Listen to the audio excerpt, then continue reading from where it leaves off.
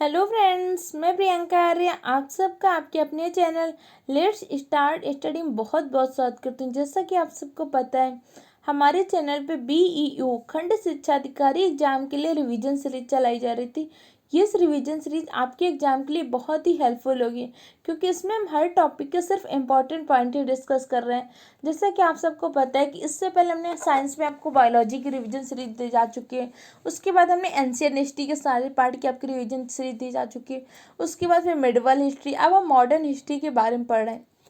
अगर अभी तक आपने इससे पहले के सीरीज के वीडियो नहीं देखे तो हमारे चैनल के प्लेलिस्ट में जाइए, वहाँ से जाके वो सारी वीडियो देख लीजिए तथा हमारे चैनल को सब्सक्राइब कर लीजिए, जिससे हमारे चैनल पे आने वाले सारे वीडियो की आपको रेगुलर वे पे नोटिफिकेशन मिलता रहेगा, जिससे आपकी कोई भी क्लास मिस नहीं होगी। क्योंकि आप सब जानते हैं इसी लॉकडाउन में आपको जो टाइम मिला है, इस टाइम का आपको बहुत अच्छे से यूटिलाइज करना है। अपने सिलेबस का बार बार रिविजन करते रहना है, क्योंकि जब आप बार बार रिविजन करते रहेंगे तो इससे एग्जाम टाइम में आप बहुत अच्छा स्कोर करेंगे। तो चलिए आज हम पढ़ेंगे 1909 में, क्योंकि इससे पहले की सीरीज में आपने पढ़ा था भारतीय राष्ट्रीय कांग्रेस की 1885 में स्थापना हो जाती है। जैसे कांग्रेस के संबंध में अलग अलग विचार हैं कि कांग्रेस को याचना संस्था किसने बोला था, बाल गंगाधर तिलक ने कांग्रेस को क्या बोला जब कांग्रेस की स्थापना हुई थी, या कांग्रेस के बारे में और अलग अलग विचार। फिर बंगाल विभाजन के बाद बहिष्कार प्रस्ताव, स्वदेशी आंदोलन, 1907 का कांग्रेस अधिवेशन, इन सब के बारे में आपने इसके पहले के सीरीज के वीडियो में पढ़ा था। तो आज हम पढ़ते हैं 1907 के पश्चात क्या होता है 1909 में। 1909 में आपका एक सुधार आता है, एक एक्ट आता है, जिसे क्या बोलते हैं, मार्ले मिंटो एक्ट या मार्ले मिंटो सुधार के नाम से। तो आपसे पहले यही पूछ सकते हैं कि मार्ले मिंटो सुधार कब आया, तो कब आया, तो 1909 में। इसमें क्या होगा, ब्रिटिश सरकार ने कहा कि हम भारत सरकार के ढांचे में कुछ सुधार करना चाहते हैं। इस सुधार लाने की घोषणा की, और इसी जब पूरे सुधार लाने की घोषणा, इसे हम क्या बोलते हैं, मार्ले मिंटो सुधार के नाम से जानते हैं। और इस मार्ले मिंटो सुधार में क्या हुआ, मुसलमानों के लिए पहली बार पृथक निर्वाचन व्यवस्था लागू की गई। अगर आपसे कभी पूछता है किस एक्ट के तहत मुसलमानों के लिए पहली बार पृथक निर्वाचन व्यवस्था लागू की गई थी, तो किसके तहत की गई थी, मार्ले मिंटो सुधार के तहत। और मार्ले मिंटो एक्ट कब पारित हुआ, तो मार्ले मिंटो एक्ट आपका 1909 में पारित हुआ था। अब इसका जो होगा कि मुसलमानों के लिए पृथक निर्वाचन व्यवस्था, इसका बहुत से नेताओं ने विरोध किया, क्योंकि इससे क्या हो रहा था, हिंदू मुस्लिम दोनों के सांप्रदायिक भावनाओं को आहत हो रहा है, तो दोनों अलग अलग में बांटने की कोशिश की गई। जैसे आपने पढ़ा कि 1905 में बंगाल विभाजन हुआ था। बंगाल विभाजन का उन्होंने बताया था कि प्रशासनिक असुविधा के कारण हम बांट रहे हैं, लेकिन उनका मुख्य उद्देश्य क्या था, हिंदू मुस्लिम की जो एकता थी उसका खंडन करना। इसी प्रकार से इन्होंने क्या किया, मुसलमानों के लिए पृथक निर्वाचन व्यवस्था प्रारंभ की। इससे भी क्या हो रहा था, हिंदू एक और मुस्लिम के मध्य की जो एकता थी वो खतरे में आ रही थी। इसलिए क्या हुआ, बहुत सारे नेताओं ने क्या किया, मार्ले मिंटो एक्ट का विरोध किया। इसके पश्चात आपका 1911 में क्या होता है, दिल्ली दरबार का गठन होता है। तो आपसे पूछ सकते हैं कि दिल्ली दरबार का गठन कब हुआ था, तो दिल्ली दरबार का गठन हुआ था 1911 में। और किसके आगमन पर हुआ था, तो ब्रिटेन के राजा जॉर्ज पंचम व उनकी पत्नी मेरी के भारत आगमन पर क्या हुआ, उनके भव्य स्वागत के लिए दिल्ली दरबार का गठन किया गया। तो आपसे पूछता है दिल्ली दरबार का गठन कब किया गया, तो 1911 में।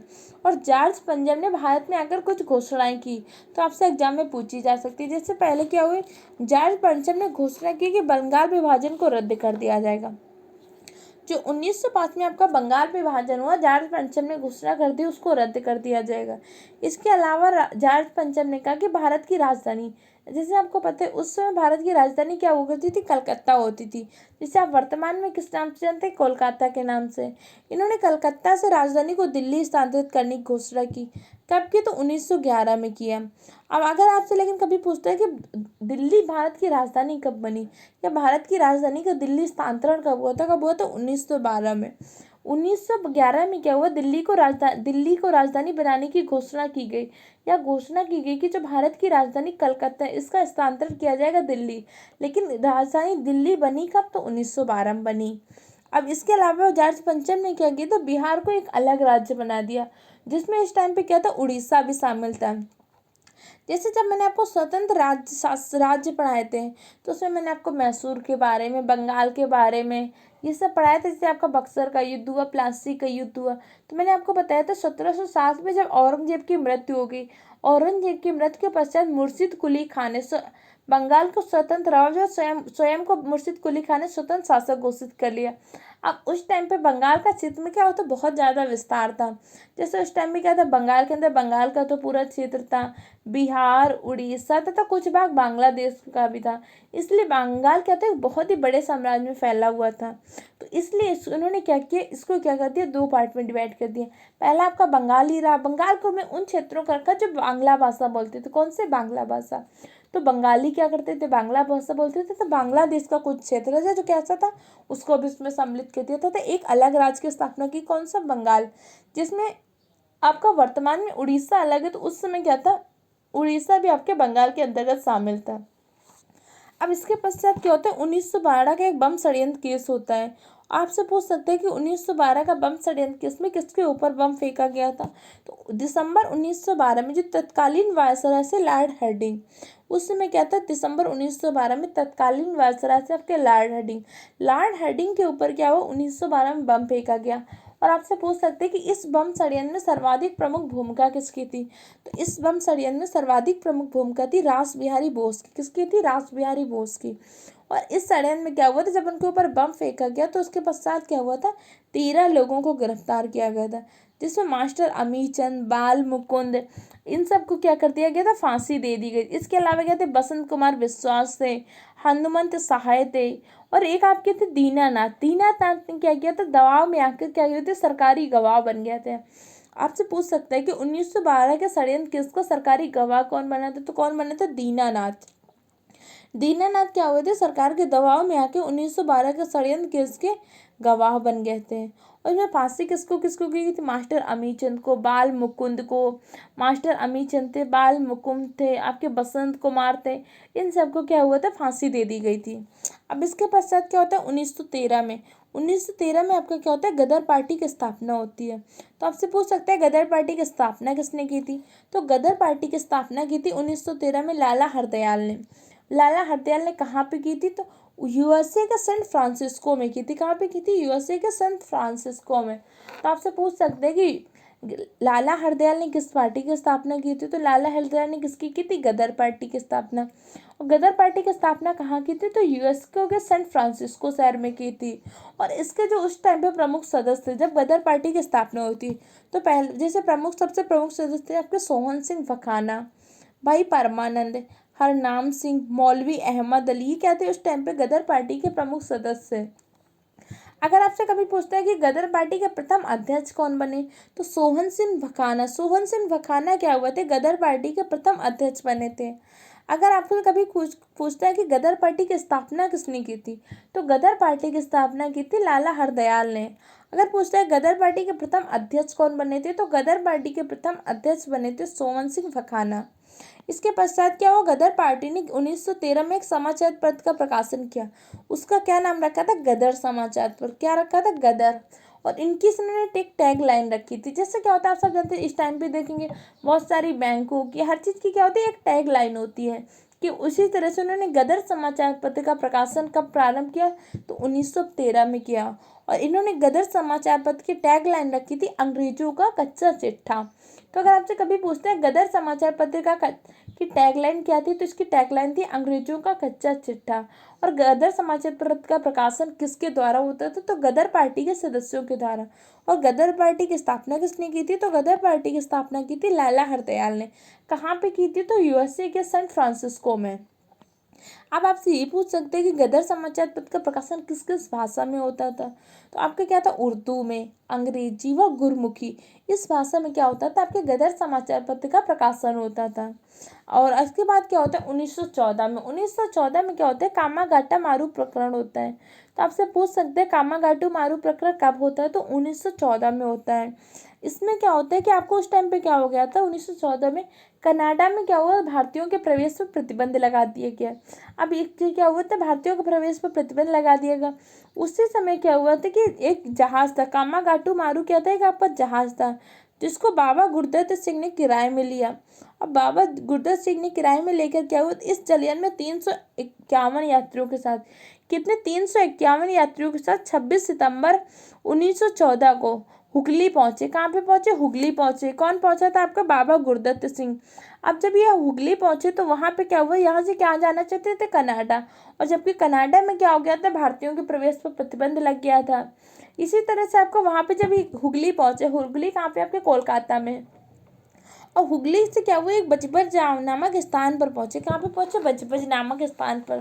कहा जाता है यहाँ पे क्या हुआ, इनका अंग्रेजों के साथ संघर्ष हो गया, जिसमें अंग्रेजों ने गोलियां चला दी। और इसमें क्या हुआ था, कहा जाता है 18 यात्री मर गए थे और बहुत सारे यात्री क्या हो गए थे? घायल हो गए थे। इसी प्रकरण को क्या कहते हैं? कामामाटू प्रकरण कहते हैं। तो इस क्वेश्चन से आप ये पूछ सकते हैं कि कामागाटू मारू क्या था? तो कामागाटू मारू क्या था? एक प्रकार का जापानी जहाज था। ये पूछ सकते हैं ये प्रकरण कब घटित हुआ था? ये प्रकरण कब हुआ था? 1914 में घटित हुआ था। अब इस प्रकरण के विरोध में एक आंदोलन हुआ था और आंदोलन के नेताओं ने एक कमेटी की स्थापना की थी। उस कमेटी का क्या नाम था? शोर कमेटी। तो आपसे पूछ सकता है शोर कमेटी की स्थापना किसके विरोध में हुई थी? किस प्रकरण के? तो कामागाटू मारू प्रकरण के विरोध में क्या हुआ था? शोर कमेटी की स्थापना हुई थी। ठीक है। इसके पश्चात क्या? 1915 में क्या होता है? कांग्रेस का मुंबई अधिवेशन होता है। अब आपसे पूछ सकते हैं कांग्रेस का मुंबई अधिवेशन कब होता है? तो कब होता है? 1915 में। और इस अधिवेशन की अध्यक्षता किसने की थी? एसपी सिन्हा ने। किसने की थी? कांग्रेस के मुंबई अधिवेशन की अध्यक्षता एसपी सिन्हा ने की थी। अब इसके पश्चात क्या होता है? 1915 में महात्मा गांधी को अंग्रेज सरकार ने केसर-ए-हिंद की उपाधि प्रदान की थी। तो आपसे पूछ सकता है महात्मा गांधी को अंग्रेज सरकार ने कौन सी उपाधि प्रदान की थी? तो महात्मा गांधी को इन्होंने केसर-ए-हिंद की उपाधि प्रदान की थी। क्योंकि इस टाइम पे क्या होता है, जब प्रथम विश्व युद्ध चल रहा था, प्रथम विश्व युद्ध में क्या किया था, महात्मा गांधी ने क्या थे, भारतीयों को क्या हुआ था, सेना में भर्ती होने के लिए प्रोत्साहित किया था तथा इन्होंने क्या किया था, ब्रिटिश सरकार का सहयोग किया था प्रथम विश्व युद्ध के समय। तो इस कारण क्या किया, अंग्रेजी सरकार ने महात्मा गांधी को केसर-ए-हिंद की उपाधि प्रदान की थी। तो आपसे पूछ सकते हैं कि महात्मा गांधी को केसर-ए-हिंद की उपाधि कब प्रदान की थी अंग्रेजी सरकार ने? तो कब किया था? 1915 में। अब इसके पश्चात क्या होता है? 1916 में। 1916 में क्या होता है, जिससे आपको पता है कि उस टाइम पे क्या हो गया था, बाल गंगाधर तिलक जेल चले गए थे। अब 1914 में क्या होता है, बाल गंगाधर तिलक जेल से वापस आते हैं। अब जेल से जब ये वापस आते हैं तो उन्हें 1916 में, मार्च 1916 में पुणे में होम रूल लीग की स्थापना की। किसके? होम रूल लीग की स्थापना की। किसने किया? तो बाल गंगाधर तिलक ने किया। तो आपसे पूछ सकते हैं होम रूल लीग की स्थापना का उद्देश्य इनका क्या था? तो इन्होंने क्या किया था, स्वशासन प्राप्ति के उद्देश्य से होम रूल लीग का गठन किया। तो आपसे इससे दो क्वेश्चन पूछ सकते हैं कि होम रूल लीग का गठन कब हुआ? तो होम रूल लीग का गठन कब हुआ था? मार्च 1916 में हुआ। किसने किया था? तो किसने किया था? बाल गंगाधर तिलक ने। कहाँ किया था? महाराष्ट्र के पुणे में किया था। इसी के पश्चात 1916 में आपका एक लखनऊ पैक्ट होता है। तो यह लखनऊ अधिवेशन पूछ सकता है। तो ये आपके लिए काफ़ी इंपॉर्टेंट है। ये इंपॉर्टेंट क्यों? कि जैसे आपको पता है 1907 का जो आपका कांग्रेस का सूरत अधिवेशन होता है, उसमें कांग्रेस आपकी क्या होती है, दो गुट में विभाजित हो जाती है। अब 1916 के लखनऊ अधिवेशन में कांग्रेस क्या होगी, फिर उसके दोनों गुट कौन कौन से थे? उग्रवादी तथा उदारवादी, दोनों क्या होते हैं, आपस में मिल जाते हैं। तो आपसे पूछ सकते हैं 1916 का कांग्रेस का लखनऊ अधिवेशन हुआ और इसकी अध्यक्षता किसने की? तो 1916 में कांग्रेस का अधिवेशन कहाँ हुआ? तो लखनऊ में हुआ और इसकी अध्यक्षता की थी अंबिका चरण मजूमदार ने। किसने की थी? अंबिका चरण मजूमदार ने। आरसी मजूमदार ने क्या किया? कांग्रेस के लखनऊ अधिवेशन की अध्यक्षता की। और कांग्रेस के लखनऊ अधिवेशन में क्या, कांग्रेस के दोनों दल आपस में मिल गए थे। जैसे अगर आपसे कभी पूछते हैं कि कांग्रेस के दोनों दल, नरम दल व गरम दल, आपस में कब मिले थे? तो कांग्रेस के लखनऊ अधिवेशन में। कांग्रेस का लखनऊ अधिवेशन कब हुआ? तो 1916 में हुआ था। अगर आपसे कभी क्वेश्चन पूछते हैं कि दोनों अलग अलग कब हुए थे, तो कब हुए थे? 1907 में। 1907 में कांग्रेस के किस अधिवेशन में हुए थे? तो 1907 में कांग्रेस के सूरत अधिवेशन में हुए थे। और इसी समय क्या होता है, साबरमती आश्रम की स्थापना करते हैं कौन? गांधी जी। गांधी जी ने कब साबरमती आश्रम की स्थापना की? तो 1916 में गांधी जी ने साबरमती आश्रम की स्थापना की। अब इसके पश्चात क्या होता है, चंपारण सत्याग्रह होता है। तो आपसे पूछ सकते हैं चंपारण सत्याग्रह कब होता है? तो 1917 में होता है। अब चंपारण सत्याग्रह कब होता है? क्योंकि उस टाइम पे जब महात्मा गांधी कहाँ से, दक्षिण अफ्रीका से वापस आए, तो दक्षिण अफ्रीका में इन्होंने कई सारे केसेस दिखे। तो क्या होता है, बिहार के चंपारण में क्या हो रहा था, अंग्रेजों ने क्या किया था, किसानों के साथ तीन कठिया प्रथा चल रही थी। और इस तीन कठिया प्रथा के विरुद्ध, अंग्रेजों के विरुद्ध महात्मा गांधी ने मुकदमा दायर किया। इससे पहले आपको पता होगा ये तीन कठिया प्रथा क्या होती है। तीन कठिया प्रथा के अंतर्गत क्या करते थे, अंग्रेज किसानों से जबरन नील की खेती करवाते थे। उसके लिए क्या करते थे, उन्हें अग्रिम पैरोगी प्रदान कर देते थे। क्या देते, अग्रिम पैरोगी प्रदान कर देते थे। अग्रिम पैरोगी आपकी क्या होती है, एक आपका इकोनॉमिक्स का टर्म है। इकोनॉमिक्स के इसके टर्म का तात्पर्य क्या होता है, जैसे क्या करते थे, खेती करवाते थे। तो खेती के कुछ समय पहले ही, जैसे अगली फसल आनी है उसके पहले ही क्या करते थे, एक न्यूनतम धनराशि दे देते थे कि अगली बार भी आपका माल हम खरीदेंगे। अंग्रेजों ने क्या किया था, भारत को कच्चे माल के स्रोत के रूप में बनाया था। यहाँ से क्या करते थे, सामान को ले जाते थे कच्चे माल को, और अपने दाम वहाँ से क्या करते थे, टेक्नोलॉजी का प्रयोग करके सामान लाते थे, जिसको फिर वो क्या करते थे, भारत में आके महंगे दामों में बेचते थे। तो इस टाइम पे अंग्रेज क्या कर रहे थे, बिहार के चंपारण में तिनकटिया प्रथा के तहत अंग्रेज जो क्या कर रहे थे, भारतीय किसानों से जबरन नील की खेती करवा रहे थे। और नील की खेती क्या होता है, 4 से 5 बार करने पर वो भूमि क्या होती है, बंजर हो जाती है। अब जब क्या होता है, अंग्रेज क्या कर रहे थे, उनसे जबरदस्ती नील की खेती करवा रहे थे। 4 से 5 बार नील की खेती करने पर खेती उनकी बंजर हो जाती थी, जिससे क्या होता है, 4 से 5 वर्ष पश्चात उनके लिए क्या होता था, आय का कोई साधन नहीं बचता था। उनके लिए खाने पीने की भी बहुत समस्या होती है, जिसका क्या होता है, कुछ किसान क्या कर रहे थे, विरोध कर रहे थे तिनकटिया प्रथा का। इस बात से उन्होंने क्या किया, महात्मा गांधी को अवगत करा। तो महात्मा गांधी ने क्या किया, अंग्रेजों की तिनकटिया के जो प्रथा थी इसके विरुद्ध उन्होंने क्या कर दिया, मुकदमा दायर कर दिया। और इसमें क्या किया, तो महात्मा गांधी ने भारत में पहली बार सत्याग्रह का प्रयोग किया था। अगर आपसे कभी पूछता है कि महात्मा गांधी ने भारत में पहली बार सत्याग्रह का प्रयोग कब किया था, तो कब किया था, चंपारण सत्याग्रह में। और चंपारण सत्याग्रह कब हुआ था, 1917 में। लेकिन इससे पूर्व दक्षिण अफ्रीका में महात्मा गांधी ने सत्याग्रह का प्रयोग कर चुके थे, इस चीज को याद रखना है। अब जब चंपारण विद्रोह के कारण अंग्रेजों को तिनकटिया प्रथा को समाप्त करना पड़ा। अब जब ये क्या हुआ, तिनकटिया प्रथा समाप्त हो गई, महात्मा गांधी क्या हुए थे, इनकी उपाधि ये क्या हो गए थे, मुकदमा जीत गए थे। तो अभी तक क्या था, इनको महात्मा की उपाधि नहीं मिली थी। जिससे क्या होता था, अगर आपसे कभी पूछते हैं गांधी जी को महात्मा की उपाधि किसने प्रदान की थी, तो गांधी जी को महात्मा की उपाधि प्रदान की थी रविन्द्रनाथ टैगोर ने। किसने की थी, रविन्द्रनाथ टैगोर ने। अगर आपसे कभी ये क्वेश्चन पूछते हैं, रविन्द्रनाथ टैगोर को गुरुदेव की उपाधि किसने दी थी, तो रविन्द्रनाथ टैगोर को गुरुदेव की उपाधि दी थी महात्मा गांधी ने। इस पॉइंट को याद रखना है कि गांधी जी को महात्मा की उपाधि किसने प्रदान की थी, तो गांधी जी को महात्मा की उपाधि प्रदान की थी रविन्द्रनाथ टैगोर ने।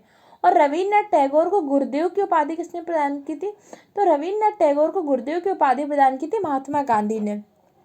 इन दोनों पॉइंटों को आपको याद रखना है। और उसके बाद क्या होता है आपको 1918 में क्या होगा, आपका खेड़ा सत्याग्रह होगा तथा अहमदाबाद का मजदूर मिल आंदोलन होगा। इस तरह से क्या होता है, इन सब मुकदमों को जीतने से धीरे धीरे क्या होता है, गांधी जी की छवि एक नेता के रूप में उभर रही थी।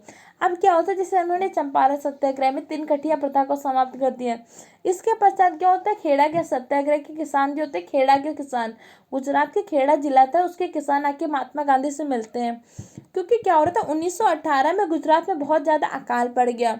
अकाल पड़ने के पहले ही क्या हो रहा था, वहाँ पे सूखा पड़ा हुआ था, कृषि में उपज नहीं हुई थी। ऊपर से अंग्रेजों ने क्या कर दिया, लगान को बढ़ा दिया।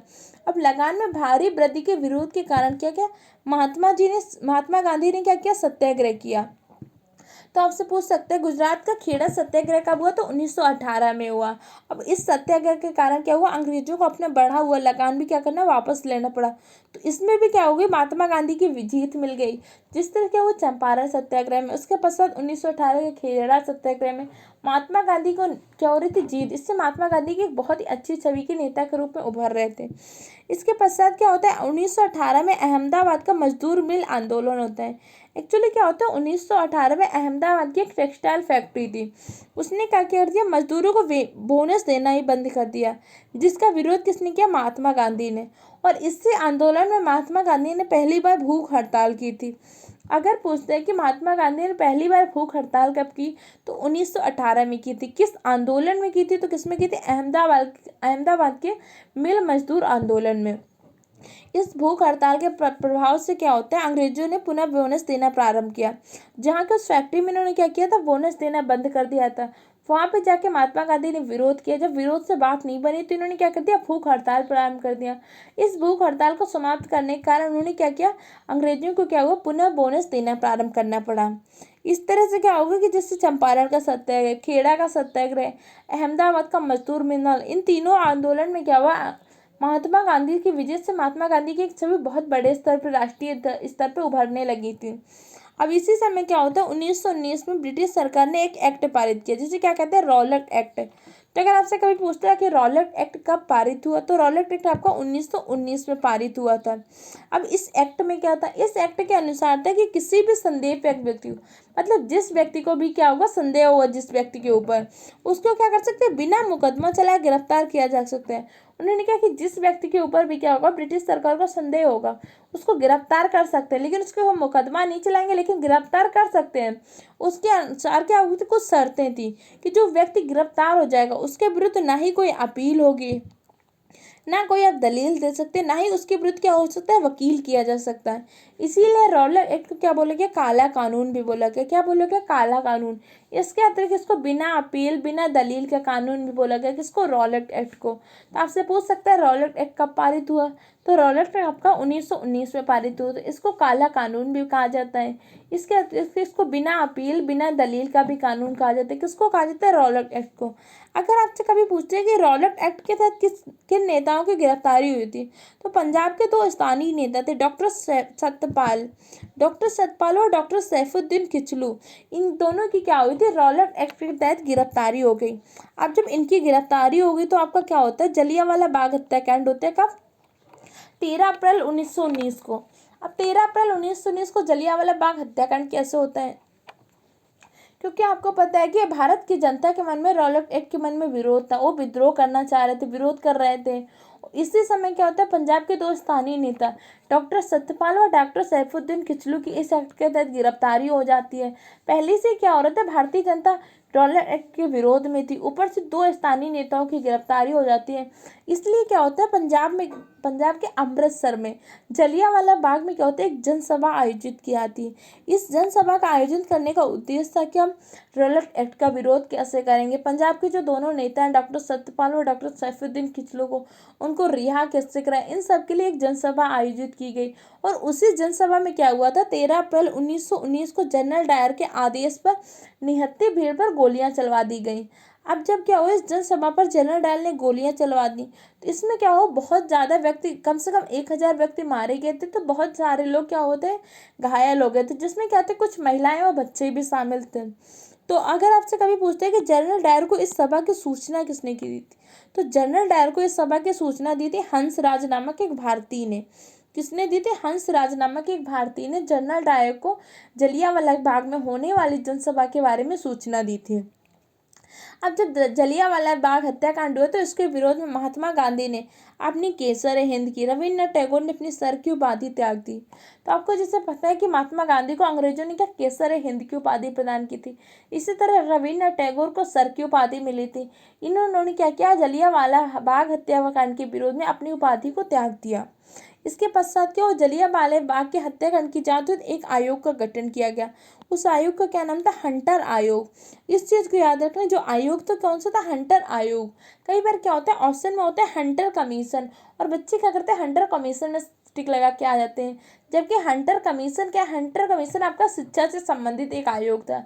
जैसे आपने पढ़े होंगे मुदालियर आयोग होते हैं, विश्वविद्यालय आयोग, राधा कृष्णन आयोग, ये सारे आयोग होते। इसी तरह से एक आपका हंटर कमीशन था, जो क्या होता है, शिक्षा से संबंधित था। इस चीज को याद रखना कि हंटर आयोग का गठन हुआ था जलियांवाले बाग के हत्याकांड की जांच हुई, जबकि हंटर कमीशन अगर कभी देखो तो किससे, वो आपकी एजुकेशन, शिक्षा से संबंधित था। अब इसी समय क्या हुआ, तो अक्टूबर 1919 को क्या हुआ, खिलाफत दिवस मनाया गया। खिलाफत दिवस कब मनाया गया, अगर कभी पूछते हैं कि समूचे देश में कब मनाया गया, 19 अक्टूबर 1919 को मनाया गया था।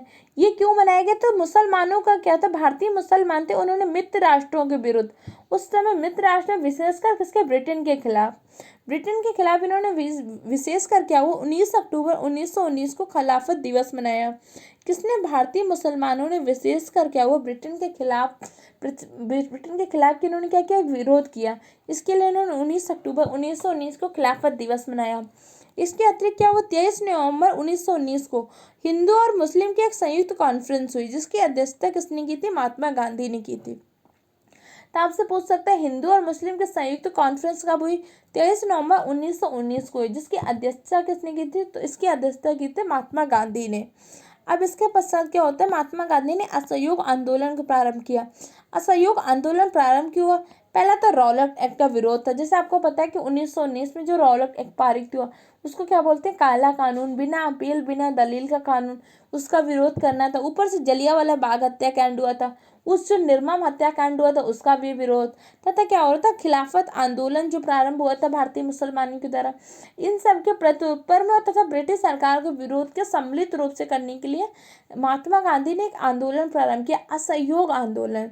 और अगर आपसे कभी पूछते हैं असहयोग आंदोलन कब प्रारंभ किया गया, तो 1 अप्रैल 1920 को। किसने प्रारंभ किया, तो महात्मा गांधी ने।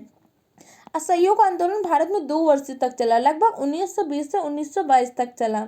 असहयोग आंदोलन की मतलब औपचारिक रूप से पुष्टि कब की, भारतीय राष्ट्रीय कांग्रेस ने, अगर आपसे कभी पूछते हैं तो असहयोग आंदोलन की औपचारिक रूप से पुष्टि भारतीय राष्ट्रीय कांग्रेस ने नागपुर अधिवेशन में की थी। जब भारतीय राष्ट्रीय कांग्रेस का नागपुर अधिवेशन हुआ, इसमें उन्होंने औपचारिक रूप से क्या हुआ, असहयोग आंदोलन की पुष्टि की। असहयोग आंदोलन आपका 1920 से 1922 तक चला। अब क्योंकि क्या होता है, चौरी चौरा कांड हो जाता है 1922 में। अब जब चौरी चौरा कांड से क्या हो जाता है, अंग्रेज जो महात्मा गांधी होते हैं काफ़ी दुखी हो जाते हैं और ये क्या करते हैं, असहयोग आंदोलन को स्थगित कर देते हैं। तब हम पढ़ते हैं चौरी चौरा कांड क्या होता है। चौरी चौरा कांड आपका कब हुआ, तो ये कब हुआ था, 5 फरवरी 1922 को। 5 फरवरी 1922 को क्या, गोरखपुर, जो क्या है यूपी राज्य में, उत्तर प्रदेश राज्य में एक शहर है गोरखपुर। गोरखपुर के चौरी चौरा नामक स्थान पर असहयोग आंदोलनकारियों ने थाने में आग लगा दी। क्या होता है, जब असहयोग आंदोलन ये क्या कर रहे थे, अहिंसात्मक तरीके से गांधी जी कर रहे थे, लेकिन क्या होता है वहां पे क्रोधित होकर जो कर रहे थे असहयोग आंदोलनकारियों ने चौरी चौरा नामक स्थान पर क्या हुआ, थाने में आग लगा दी, जिसमें कहा जाता है कि एक आपका इंस्पेक्टर थानेदार व 21 सिपाहियों की मृत्यु हो गई। और इस घटना से दुखी होकर 11 फरवरी 1922 को गांधी जी ने असहयोग आंदोलन को स्थगित कर दिया। तो आपसे पूछता है कि असहयोग आंदोलन को कब स्थगित किया, तो 11 फरवरी 1922 को। और किस घटना से दुखी होकर, तो चौरी चौरा कांड से दुखी होकर किया था। अब जैसे इन्होंने 11 फरवरी 1922 को महात्मा गांधी ने असहयोग आंदोलन को स्थगित किया, उसी समय 13 मार्च 1922 को क्या होता है, महात्मा गांधी जी को गिरफ्तार करके 6 वर्ष की सजा दी जाती है। किसको, महात्मा गांधी को। लेकिन क्या होता है, इनको 6 वर्ष की सजा के खत्म होने से पूर्व भी इनके क्या होते हैं, सेहत में काफी वो होते हैं, तो इसलिए इनको क्या होता है, 6 वर्ष की सजा के पूर्व इनको क्या कर दिया जाता है, रिहा कर दिया जाता है। अब जब तक महात्मा गांधी क्या होता है, जेल में चले जाते हैं और इधर क्या होता है, असहयोग आंदोलन भी स्थगित हो जाते हैं, तब क्या होगा, भारत में क्रांतिकारी गतिविधियों का सूत्रपात आरंभ हो। जैसे आपका क्या होगा, हिंदुस्तान रिपब्लिक एसोसिएशन, ये सारे एचआरए आएंगे, काकोरी कांड होगा, इन सब के बारे में आपके नेक्स्ट वीडियो में पढ़ेंगे। इसलिए इस वीडियो को आप देख के इसके नोट्स बना लीजिए। अगर आपको पीडीएफ फॉर्म में नोट्स चाहिए तो टेलीग्राम चैनल हमारा लेट्स स्टार्ट स्टडी को सर्च करके ज्वाइन कर लीजिए। और अगर आपको ये वीडियो हेल्पफुल लगे तो हमारे चैनल को सब्सक्राइब करें, वीडियो को लाइक करें और अपने दूसरे फ्रेंड के साथ भी शेयर करें। Okay friend, thank you for the watching the video.